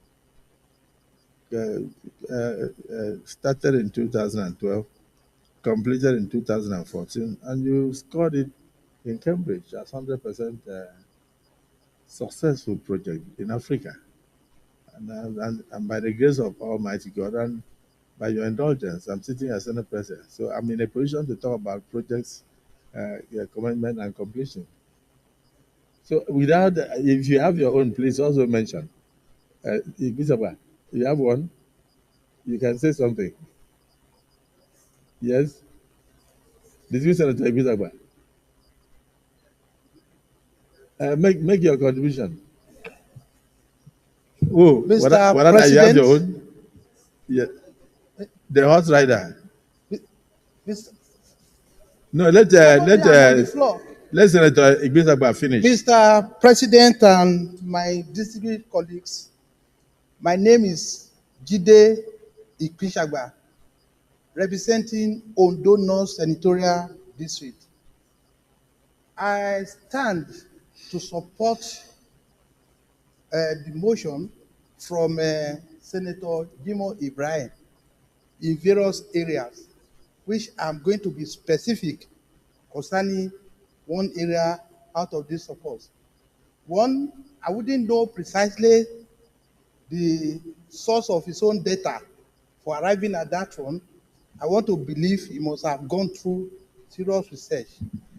But one thing that we have to understand here is that project abandonment, infrastructure decay, in whatever level we can look at it, is the same, whether from local government or from the state or the national level. What happened at the local government could be a miniature of the state. Now, why am I saying this? Is that when you look at his motion, we have to also talk about the solution at the cost of that abandonment or infrastructure decay. One of it is continuity in project management. From our own, we have to start looking at it from charity begins at home. Go to your senatorial district. You will find out that at the end of every tenure of any senator here, he must have embarked on projects because he want to start a fresh project. They will abandon the project that is in place in that senatorial district. This is part of project abandonment, which I believe Senator Jimo Ibrahim wouldn't have taken account of that one when he was doing his research. So, Mr. President and my distinguished colleagues, I want us to look inward into that when we have projects in our various senatorial districts and another senator, your predecessor, who was working on a project before, by one way or the other, he leaves the position. We have to consider it. One thing here is that we don't even take report or account of what projects are in each senatorial district where we are living. And what can we do? We start with our own fresh project because we want to shine up. So, Mr. President and my district colleagues, I want us to look at the aspect of continuity in project as part of a way of resolving project decay or project abandonment. Thank you very much. Yes, I think you're right there. Even when I was commissioner for local government some 20-something years ago, I discovered that whenever a new local government chairman comes, he wants to start his own project. He will abandon even the headquarters of the local government, even at lintel level.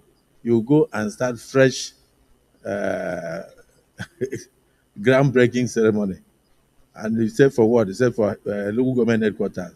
Then you ask, what of the other one? He said, no, if he finishes it, they will count it for the former chairman. So nobody really owns anything. Heathrow Airport was constructed for 25 years. You cannot say it was this particular prime minister that did it. It belongs to the good people of the United Kingdom.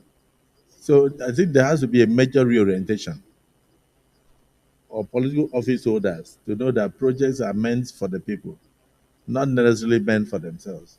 So you are right. Any senator that has abandoned projects of a previous senator in a senatorial district should start from there.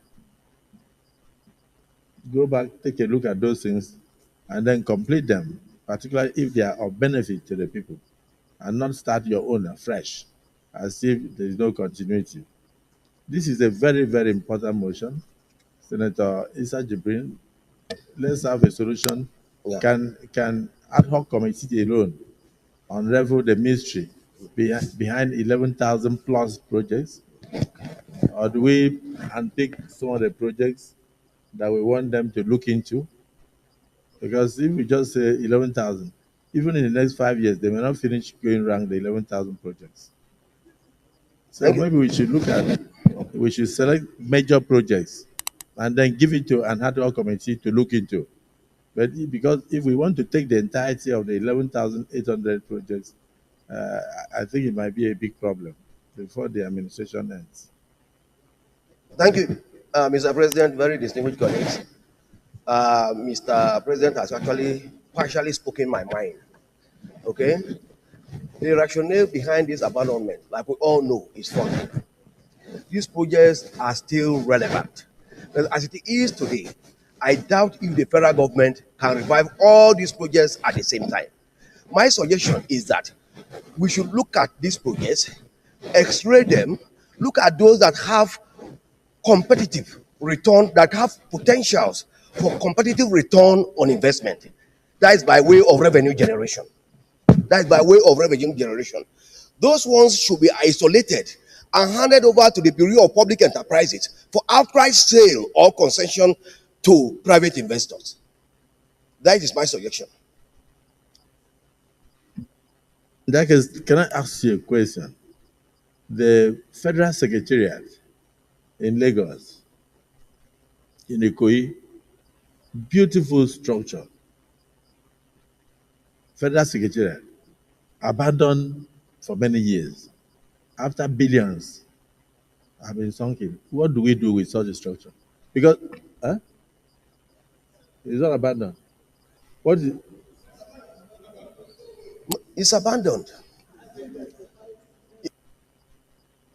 Please, the Federal Secretariat is not abandoned. We must be guided.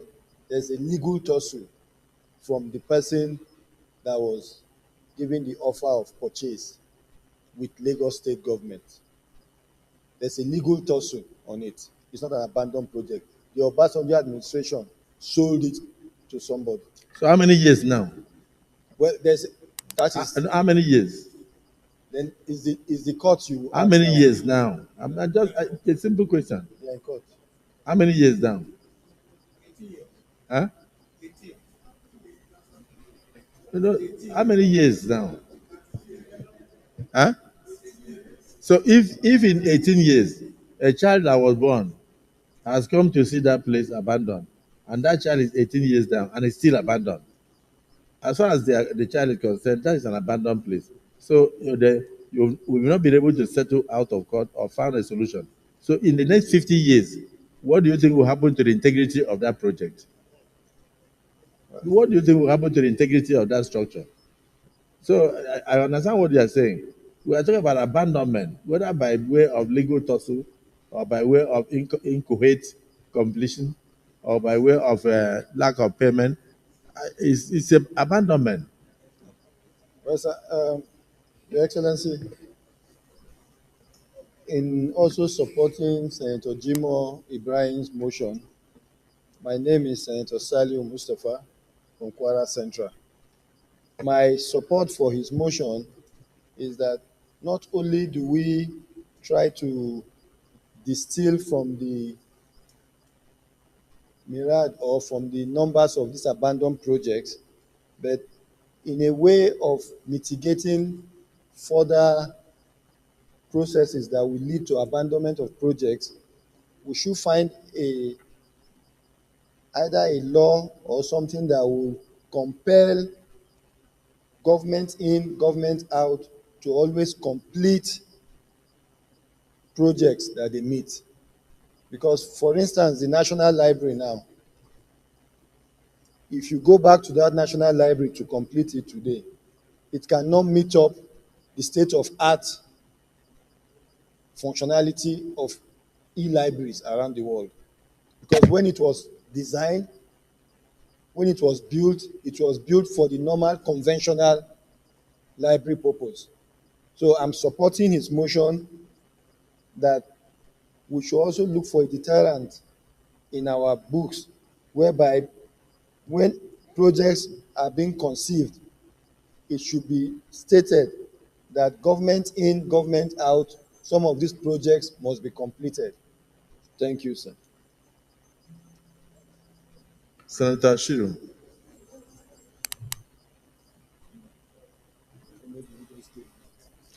Who gave Walada a seat near to the eye?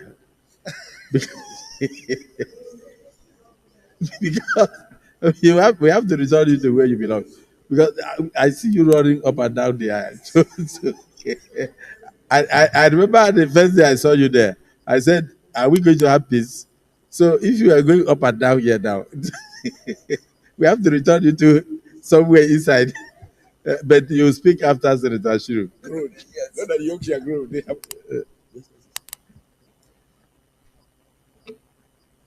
Mr. Senate President,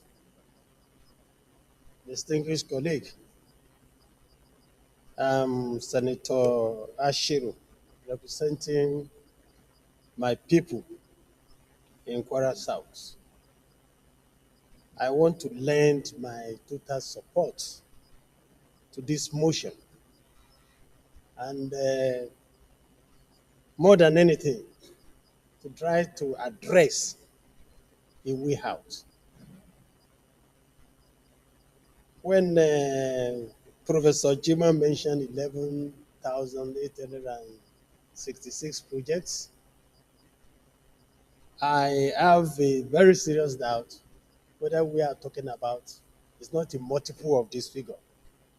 Number one, he was referring to investigation made in 2011. We are in 2024, 13 years after. So many projects have been done, and very, very more had equally been abandoned. And when you look at the projects we are talking about, they probably run throughout the strata of our life. And I have the feeling that tackling this means that almost all senators of Federal Republic must be involved. What I mean by that is it is important for us to revert back to various committees. There are so much under the Committee of Housing, because I think in 2019 I did a study of abandoned project housing, which happened to be one of those ones mentioned by Senator Salih Mustafa. I understand from the perspective of our study, more than 5 trillion naira could be made by the sale of abandoned projects under housing and property only. So by the time you look at the totality of this, you discover that there are a lot of recoverables that federal government can make from instituting a process, either to complete, to sell, or whatever form, or to recover, even from the contractors. So I'm trying to suggest that all committee chairmen and deputy should do a critical study of abandoned projects under their purview and try to provide a solution. I mean, they will do the study, try to provide a solution on way forward on this project.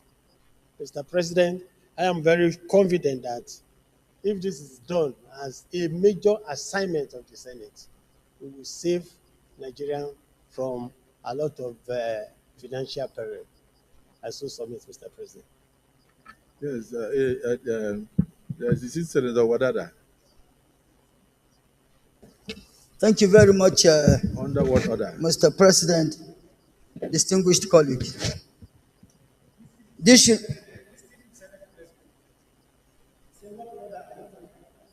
No. It's not the one. It's actually Senator Olarere was saying information. So I said under what order? Because I think what it should have been point of order, not information. Yes. So if you have a point of order, it's different from information. But Senator Wadada, you have the President recognized me to contribute to the motion, please. Mr. President, distinguished colleagues, this should be one of the most celebrated motions brought up by the 10th Senate. Abandonment of projects has become a cankerworm across the strata of governments in Nigeria, local, state, and national. And if you put together the quantum of money that was invested in putting up these projects and the quantum of money as to losses that we get every day because of the abandonment of these projects cannot be comprehended by any normal, rightful sense. And this, if taken care of, will holistically take care of greater percentage of the problems confronting the politics of our polity, the economy of our polity, the sociability of our polity, and everything. Before we moved to this chamber, I had cause to contribute to a motion brought by our sister, distinguished Senator Natasha, where I was emphatic on the issue of Aja Okuta. The real sector is the major driver of every economic development of every polity.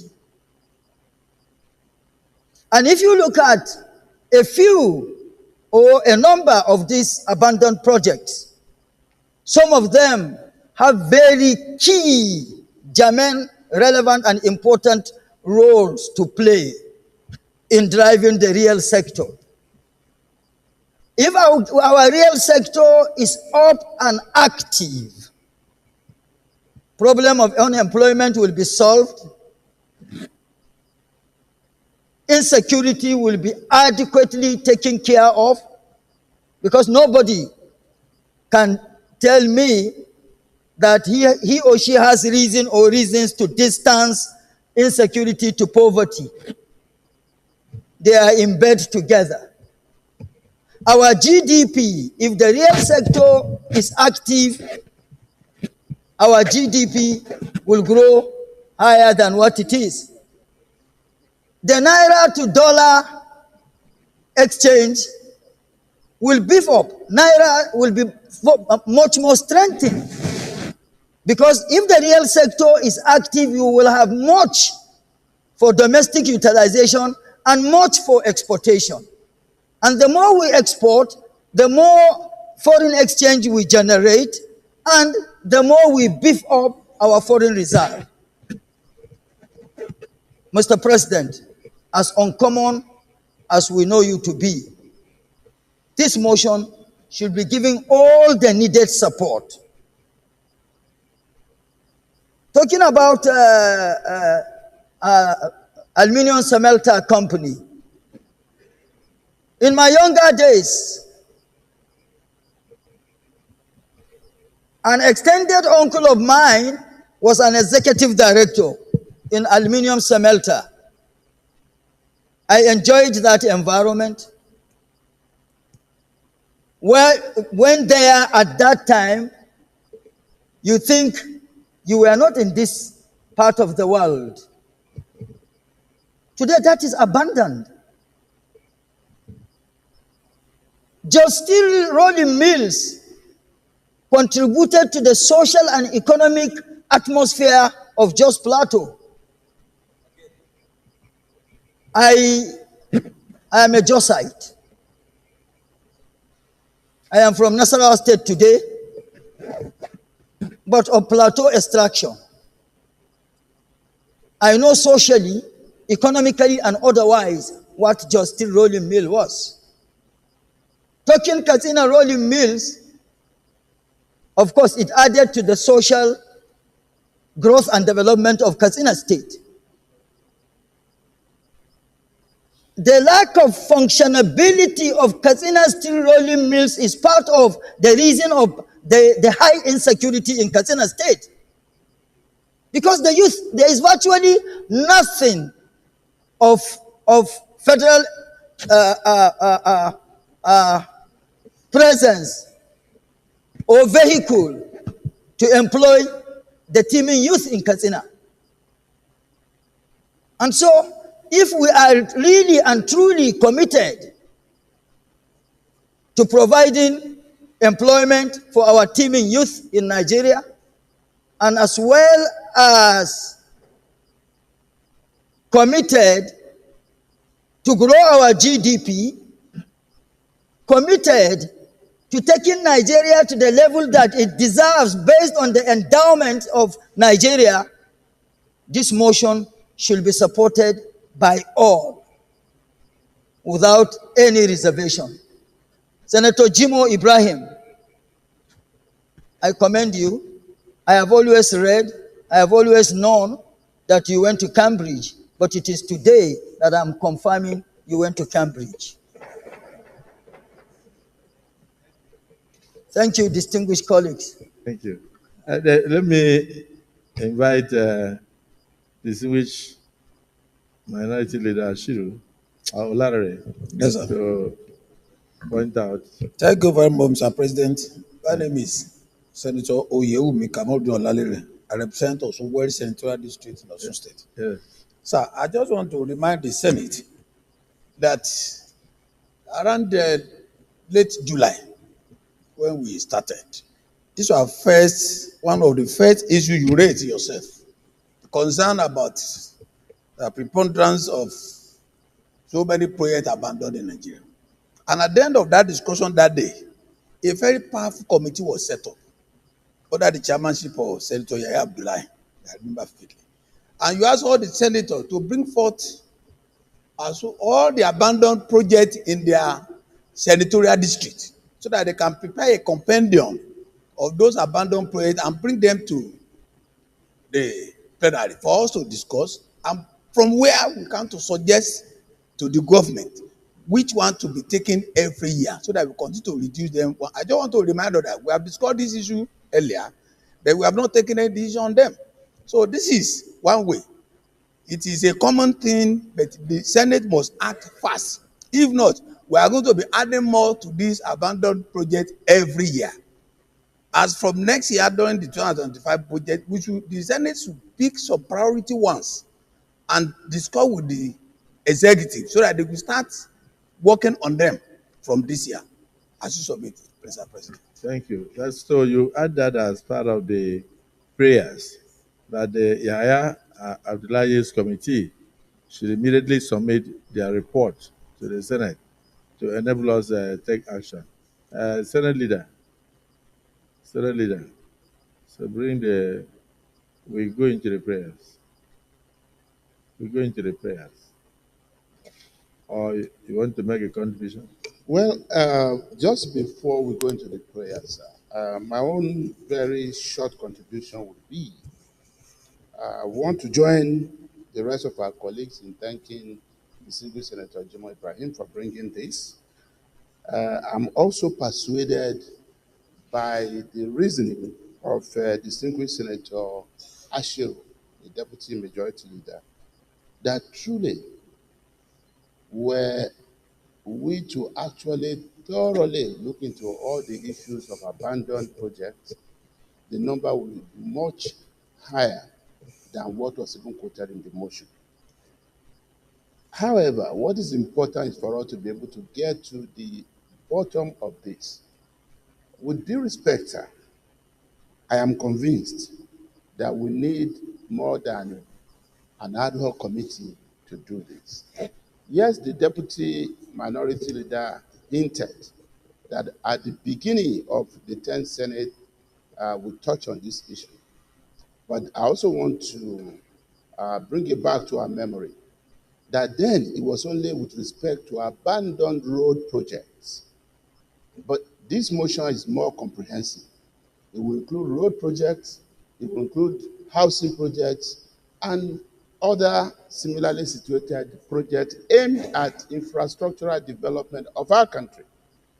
So, what I would like to suggest is that today, the Senate should actually set up an ad hoc committee that will be saddled with the responsibility of distilling the projects that need to, the abandoned projects that need to be looked into, which is the aim of this motion. We first need an ad hoc committee to distill such projects. After which, in distilling those projects, the committee should also classify them into whether falls within the housing sector, the works and infrastructure sector, environment, education, the various sectors where these projects were initiated.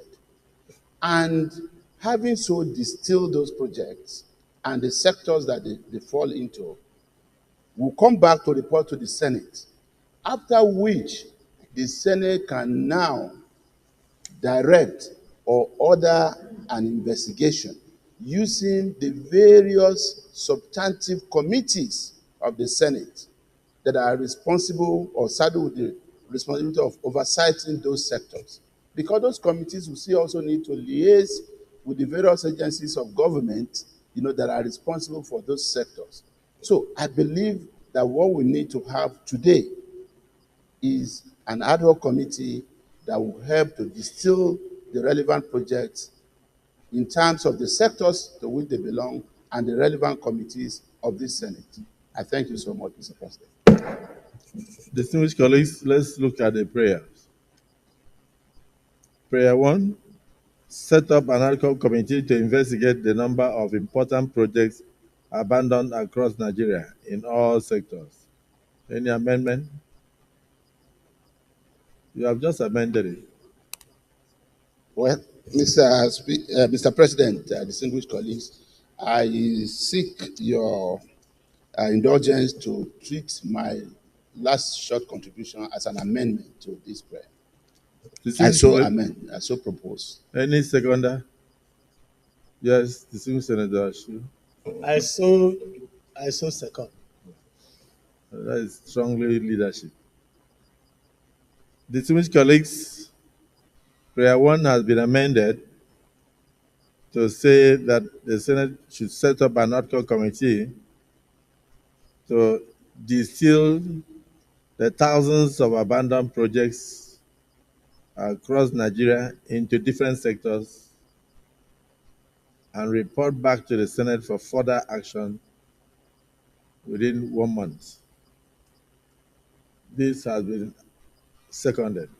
Those in support of this decision, say aye. Those against say nay. The ayes have it. I believe that that decision should be the singular decision of the Senate for today. The second one, that we recommend appropriate actions to be taken to reduce project abandonment. That will be after the submission of the ad hoc committee report. Those in support that we step this down say aye. Those against say nay. The ayes have it. So, distinguished Senator Jimo Ibrahim, I must thank you for painstakingly taking your time to bring this to the fore and to say that the committee that we are going to set up will have 1 month to get back to us after they've studied your list of 11,800 and something abandoned projects and other abandoned projects in the country since your last study in 2011. And then they will report to the Senate in 1 month, sector by sector, with recommendations on the ones that could be disposed of, on the ones that could be done, and the ones that have legal impediments, which we could draw the attention of the Attorney General of the Federation, and also the ones that we think can fetch Nigeria substantial amounts if they are sold, if they are disposed of. And so at the end of the day, we can now say, yes, we have taken the right decision, but how then can we stop further abandonment of projects in Nigeria? And that it brings us to the issue of project management and project consultancy, project conception, and all that.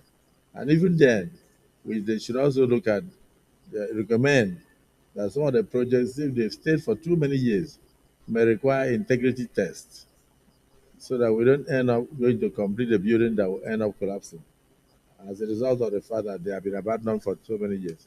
But on the whole, on behalf of the 10th Senate, we thank you for this motion. We assure you that we'll do justice to it, to bring this issue to, not, it's possible not to an end, but to minimize very seriously at all strata of government, from the federal government to the state and to the local government.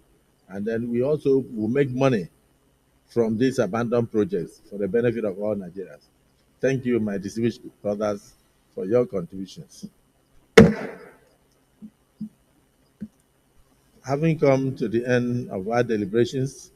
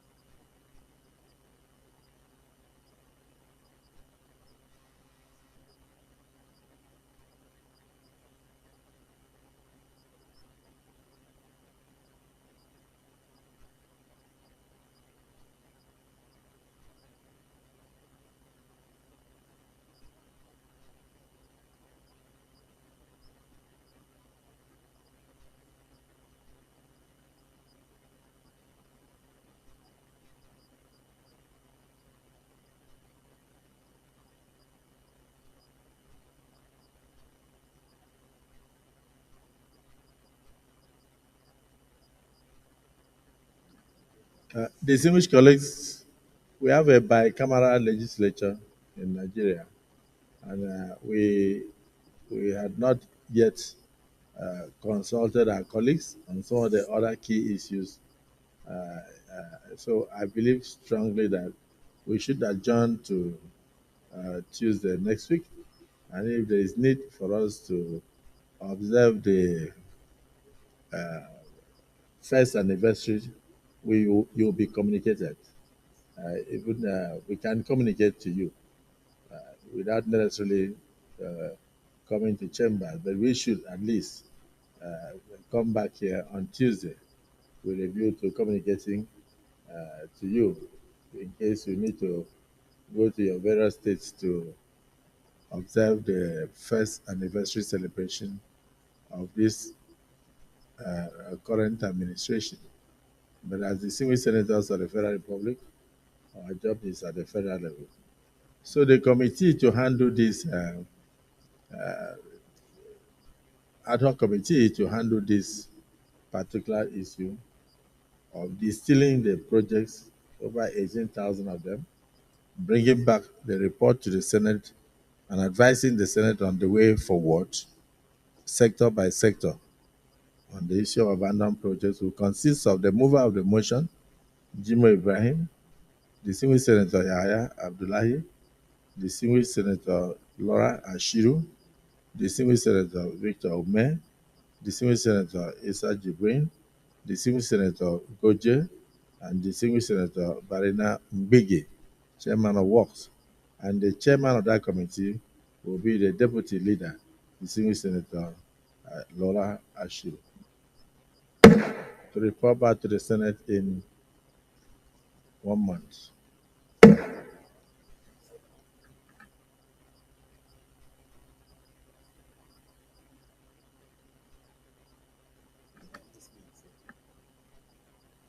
Shortly after this, we really ought to have received the United Arab Emirates ambassador to Nigeria and the delegation in room 301 of the Senate President's conference room.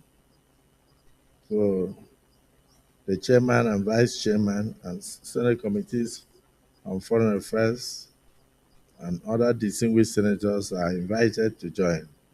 A delegation of the Embassy of the People's Republic of China, will also led by the ambassador, Mr. Zhang Yi, is also okay. I didn't say Zhang Jinping or Zhang, but I'm sure they are also waiting for us. It will be at the same venue. So we must, from here, we are almost late for the two events, but you know, this takes precedence. I'm sure they will understand. So we'll go and see them shortly after this. Therefore, the Senate is adjourned to the 28th day of May 2024 at 11 a.m. prompt.